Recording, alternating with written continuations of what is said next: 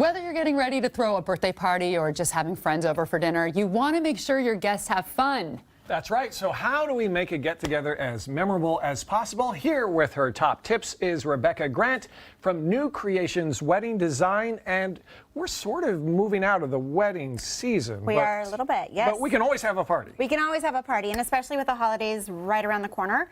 What better time to start preparing for it than now? In fact, my house is completely decorated for fall already. I'm sure it is. Yeah. I'm sure it is, yeah. So a lot of people, I think, just assume, come over, we'll talk, it'll be fun. Right. But that's not always enough. Sometimes people aren't great conversationalists. So how can you make a party fun no matter what? What are some of your ideas? And also, you know, there's sometimes groups that are brought together where people don't know each other. Yes. And so that's what we're really trying to help facilitate is if you have a lot of different, you know, work friends or church friends or, you know, whatever, we want to bring all those people together.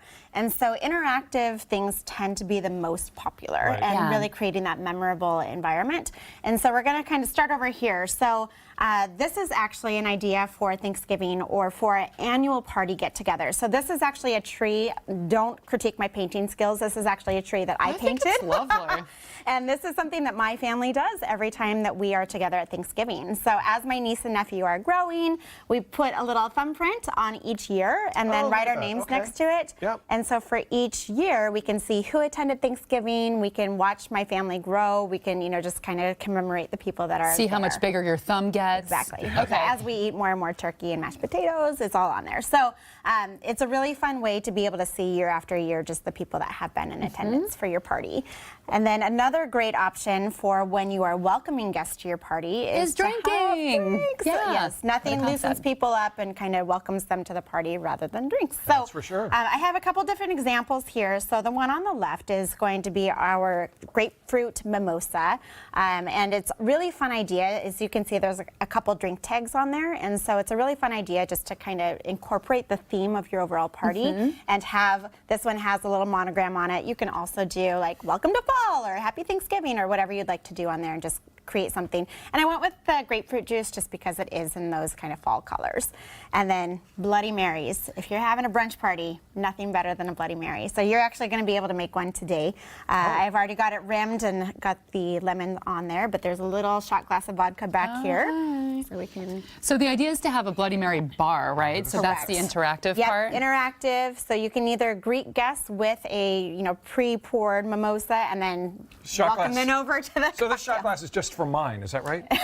You got to do I don't halvesies, get halvesies any. on there. Halvesies, okay. Yep. So part of the reason I feel like it's nice to have interactive things to do is because so many people just get on their phones, even at a party. And so what are some of your tips to keep people off of their phones, to keep them engaged? So there needs to be, you know, as a wedding planner especially, the party vibe carries over into my philosophy for weddings as well. You want to keep the party moving. You want to have things for people to do, kind of the what's next of each of the parties as well. You are so good at pouring. You No, are I'm not. You're not the one getting splashed on right now. Sorry about that. And then there's a little have a sprig celery of stick. celery. Yes. I want to talk about the flower crowns because they're so beautiful, and I feel like this is, you know, I'm talking about getting off the phone, but this is so Instagrammable. Yep, so do is. it when you leave the party. Exactly. But, so what do you need to get to make a beautiful flower crown like so this? you can source any of these flowers from either a local florist in your community or, you know, if you have a beautiful garden, you can grab some like that. So what you basically need to do is just create the measurement. Oops, sorry, Rachel. Oh my nose! I'm having a Marsha Brady moment. So around your head, just to be able to measure how big the crown should be. And then what you're going to do is take this vine first, and I'm actually going to let you do this. What is the material that this is all based on here? It's a wired jute material. Wired jute. Wired jute. It's a good word for Scrabble. I'm going to remember that. Okay. Yes. So you can pick it up at any craft store. Again, a florist supply shop would have it as well. So what you're going to do is take this vine first. I'm measuring my head. All right. All right. Very important for live It is. TV. Okay. And then wrap this around, and then what you're going to do, unwrap this, okay, actually. Okay. Yep. Sorry. That's all right. Oh, no. So you're going to hold. Crafting is easy. You can do this at home. That's actually not how it's done. Oh, it's not? No. Oh. So you want to start with the greenery first. Okay. And then add in whatever flowers or greenery that you're going to use, and then use this jute to wrap around. So that's how we get it to become a floral crown. And then when you're all done, it'll done. look like mine. Exactly. The one that I made earlier in the day. From jute to cute. That's right. That's nice. And you can again make it in the colors look of your party. pretty. And then for those Instagrammable moments, you guys can snap pictures of each other, and then what great memories of the party, right? You have Yes. everyone looking fabulous. You can also, for guys, make little boutonnieres, or you can make bracelets as well. Or a So- choker. Okay, so let's talk about these beautiful cakes. I like how you frosted them. This is also very in style right now to do kind of this. The naked cake. Yeah, the naked Yes. kind of cake. And I did not, I picked these up from the Sweet Side Bakery because I am not a baker, but you guys are also going to get the opportunity to kind of decorate. So we have two cakes here, obviously. So one is the example cake over here as to kind of how guests can interact and decorate. So this is really fun, especially for a baby shower or something where you want to have that interactive, but you also want to have something to eat. Yeah, I think that's good too. I also I mean, think the whole that's good. idea is to keep those of us who might be kind of wallflowers to get involved. Right. And that way we might interact. Kind of the Exactly. way that I'm doing now. Right. Okay.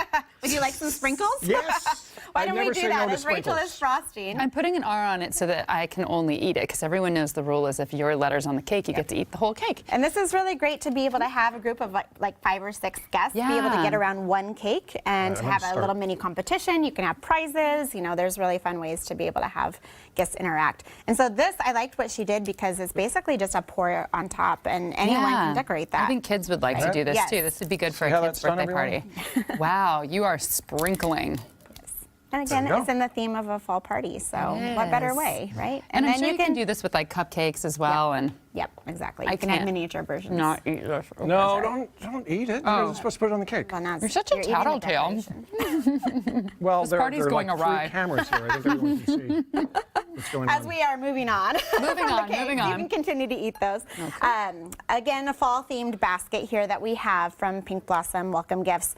This is all locally sourced product. So what better way for your guests to remember your party by taking home a fun little gift basket. So this one has a mom in it.